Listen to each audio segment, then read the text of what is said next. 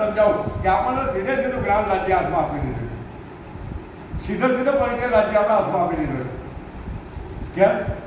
હે ને? તારતમ જેને મળી જાય ને એની સુરતા પરમધામમાં છે, માટે તારતમ મળે. આવી પ્રસંગ તમને ખબર, રાધેશ્યામ બાપાનો પ્રસંગ અમદાવાદ ઓમનગરનો, ખાલી 2 મિનિટમાં 4 વાગે વાંધો નહીં. ઓમનગરની અંદર પ્રોગ્રામ હતો એટલે બાપુએ 10 જણને તારતમ આપ્યો. એટલે ત્યાં મોક્ષ માર્ગે એક મહારાજ રહેતા હતા, પરસોત્તમ કરીને. ના પરસોત્તમે રાધેશ્યામ બાપુ કહ્યું તમારો તારતમ મંત્ર આપો અને મારો મોક્ષ મંત્ર, એ બે સરખા જવું. બાપુ કે ભાઈ એ તો પાત્ર વગર અપાય. ત્યારે મારી 12 વર્ષની ઉંમર ખરી મારી, પાત્ર વગર ના અપાય એમ કે છે.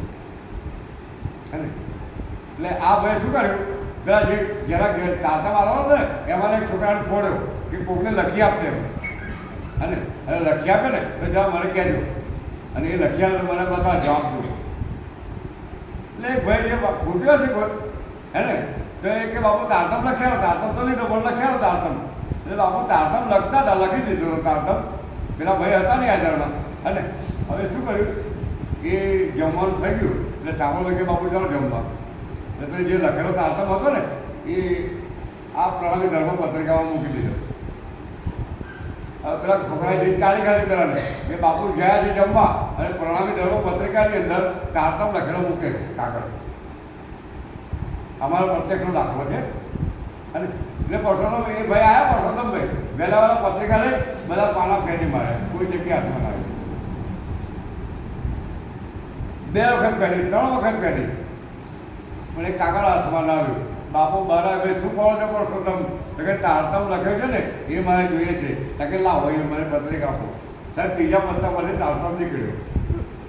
બીના સંબંધના પાયે, આ સેવા પૂજામાં બોલીએ છીએ આપણે, બીના સંબંધના પાયે કોટિંગ કર્યા આચાર. સંબંધ જો ના હોય ને તો તમે મંદિરે આવવાના નથી, અથવા હું તમારા ઘેર નથી આવવાનો. સંબંધ વગર બને તો આવો શું કર્યા? પૂછત મેરો પરદેશ મેં કહા પરમેશ્વર. देवते से पूछने लगे परमेश्वर क्या जन्म करे? तो कहते जिन सबको ये पैदा किया तो कहा सब ऊपर है, जेने आ दुनिया पैदा करी है।